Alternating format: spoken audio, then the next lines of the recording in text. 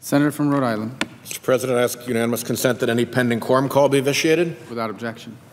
And I ask unanimous consent to speak for up to 15 minutes as if in morning business. Without objection. Thank you, Mr. President. I am here to discuss what you might call the Scott Pruitt philosophy of environmental regulation.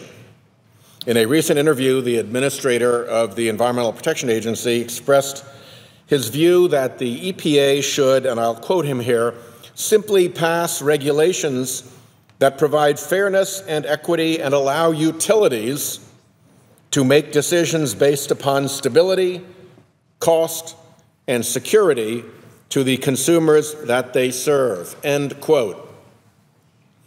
Did we notice anything missing in that assertion of what EPA's role should be?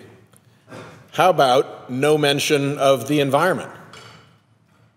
No mention of climate change?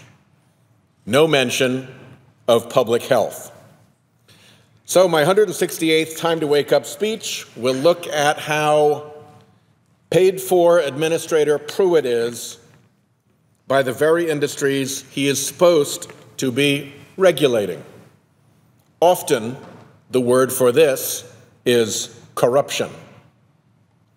Scott Pruitt is a functionary of fossil fuel money. He has a long record of dark money fundraising and long, cozy relationships with big fossil fuel political donors.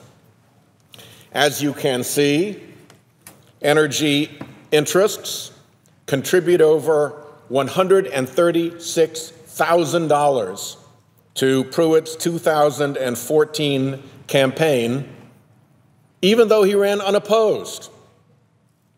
During the 2010 and 2014 election cycles, oil and gas giants Devon Energy and Koch Industries, yes, of those infamous Koch brothers, maxed out to Pruitt's campaigns.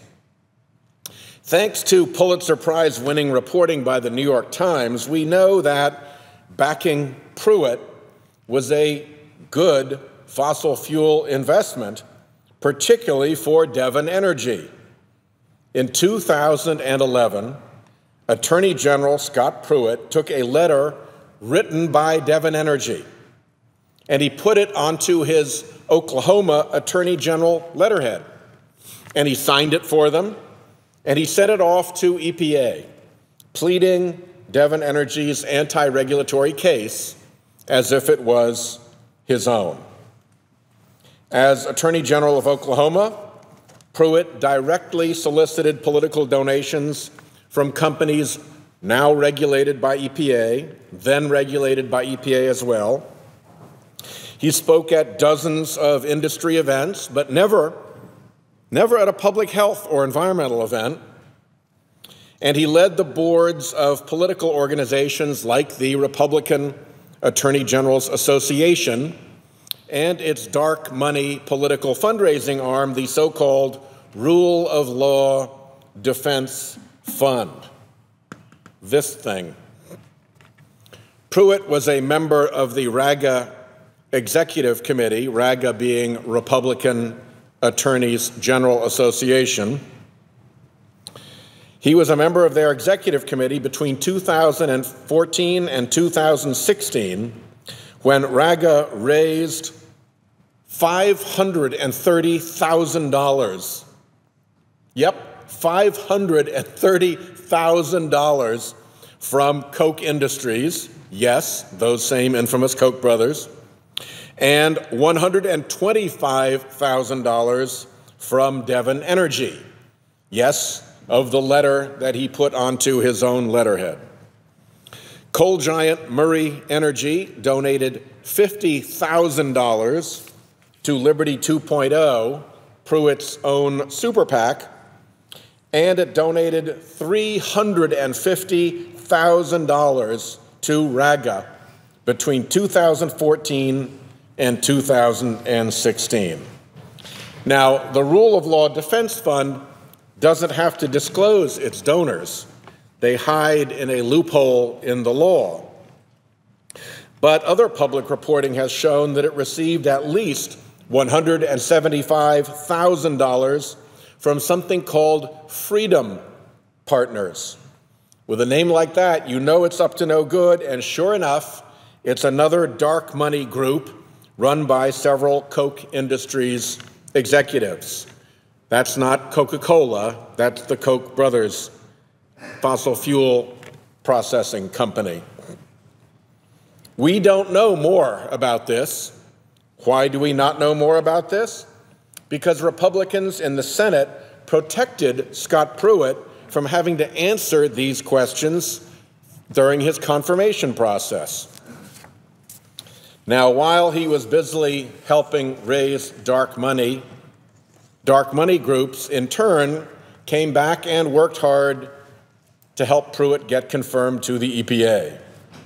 A Republican opposition research PAC called America Rising launched a pro-Pruitt ad campaign, and its dark money arm, America Rising Squared, funded confirmpruitt.com, a 501c4 dark money entity ironically named Protecting America Now, was created solely to help confirm Pruitt to EPA. Its flyers asked for contributions ranging from $25,000 to $500,000. Just another grassroots group trying to get a good guy confirmed. Koch Industries' own lobbying disclosure forms reveal that Koch Industries spent part of $3.1 million lobbying to confirm Scott Pruitt.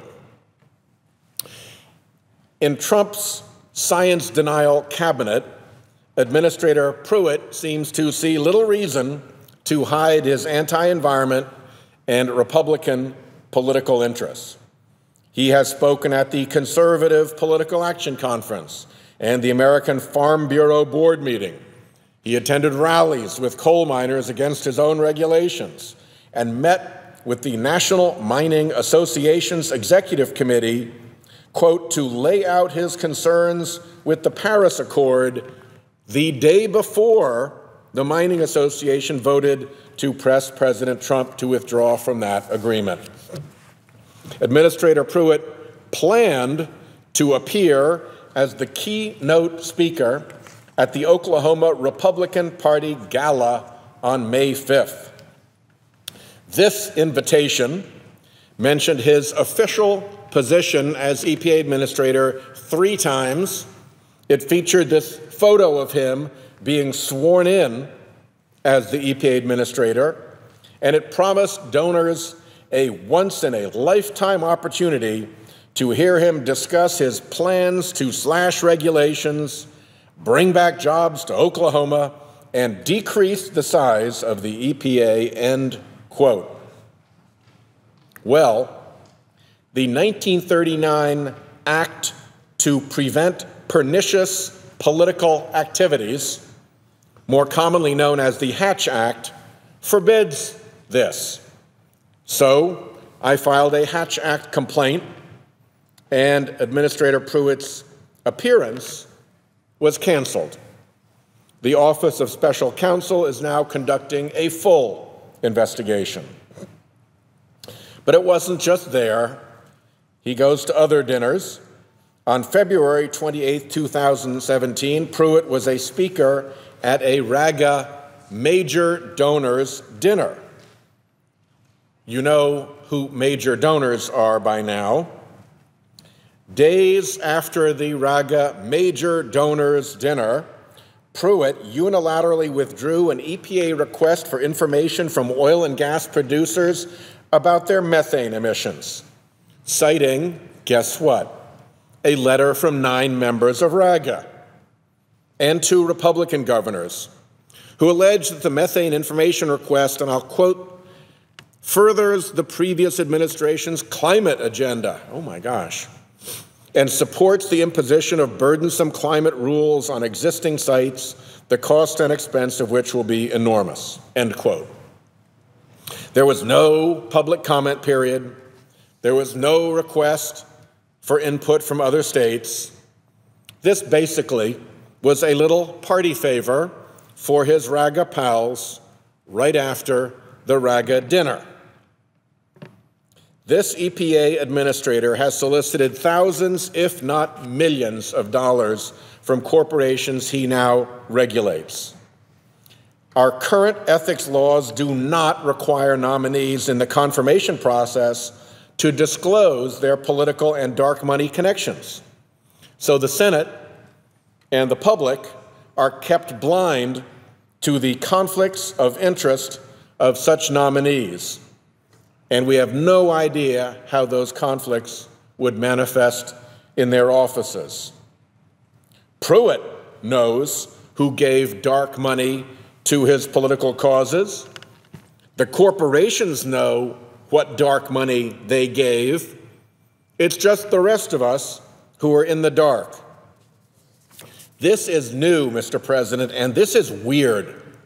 This was not a problem for President Obama's nominees because the dark money political tsunami that has swamped our politics in slime did not exist when President Obama was elected.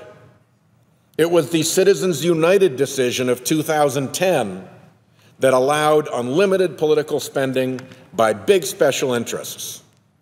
And that unlimited money found dark money channels. To address this gaping loophole in our federal ethics laws, I've introduced the Conflicts from Political Fundraising Act with Senators Udall, Carper, Van Hollen, and Franken. This bill would require presidentially appointed federal officials like Scott Pruitt to disclose their political fundraising.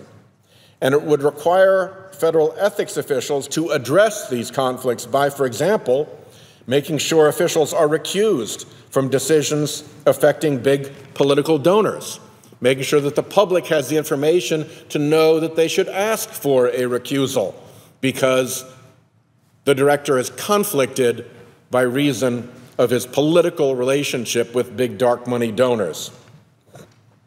I wish the conflicts at EPA stopped with the administrator, but they don't. It's a swarm of swampy conflict over there.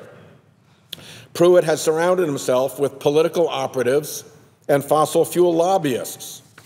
The Associate EPA Administrator for Policy previously worked at RAGA, the Rule of Law Defense Fund, and something called the Freedom Partners Chamber of Commerce, a Koch brothers-funded dark money group that has underwritten the Rule of Law Defense Fund. EPA's senior advisor for regional and state affairs came from Pruitt's own fossil fuel-funded super PAC, Oklahoma Strong. The assistant administrator for congressional and intergovernmental relations came over from the oil company, the Hess Corporation. One deputy associate administrator is the former president of the Ohio Coal Association. Another deputy associate administrator was a registered lobbyist at the National Rural Electric Cooperative Association, where she specifically lobbied against EPA's Clean Power Plan and New Source Performance Standard, the Clean Water Rule, the Ozone Standard, EPA enforcement, pesticides bills, budget resolutions, and EPA appropriations. This corruption of EPA is the work of the fossil fuel industry. One day, there must come a reckoning. The New York Times just this weekend reported how rollbacks at Scott Pruitt's EPA are a boon to oil and gas. The article included a checklist of rollbacks that specifically benefit longtime Pruitt benefactor, Devon Energy, the ones that got the letter. Delaying a rule raising royalties on fossil energy production on federal land, undoing new fracking standards, rolling back rules on the leaking and flaring of methane, and rolling back reporting of methane emissions. In another matter, Devon Energy had been preparing to pay a settlement over $100,000 and to install emissions scrubbing equipment to remedy illegal emissions from a Wyoming natural gas facility. 5 days after Pruitt was installed at EPA, the company told officials it was reevaluating its settlement posture, offering a quarter of what it had previously proposed to settle the charges and scrapping the emissions controls entirely. They know their Administrator Pruitt. Mr. President, Pruitt's record at EPA reveals he is unabashedly looking out for his industry donors at the expense of public health and the environment. As far as I can tell, every action he has taken since taking office will lead to an enriched industry at the expense of dirtier air and dirtier water and a more imperiled climate. Myron Ebell is someone I don't quote often. He is the head of President Trump's EPA transition team, and he is a prominent climate denier. But he has something interesting to say about Scott Pruitt. He has said that he thinks Scott Pruitt is using EPA as a, and I quote him here, stepping stone to political office, end quote. He has said that everything Pruitt does is going to be a political calculation about what furthers his own political career, end quote. So this is not a liberal, an environmentalist making these accusations. This is somebody who is right in Scott Pruitt's climate denial wheelhouse. This is a guy right from the Trump science denial EPA destruction team. This is a guy who is in the club of fossil fuel funded climate denial. And he thinks that everything Pruitt does is a political calculation about what furthers Pruitt's own political career. Mr. President, if that's the case, everything Scott Pruitt does is a conflict of interest, as he sees regulated industry as the funders of his next political campaign. They pay for him now, and he delivers. Sadly, the people who own Pruitt also own Congress. So good luck getting an honest look at this mess from our fossil fuel-funded colleagues in the majority. Mr. President, I yield the floor, and I note the absence of a quorum. The clerk will call the roll.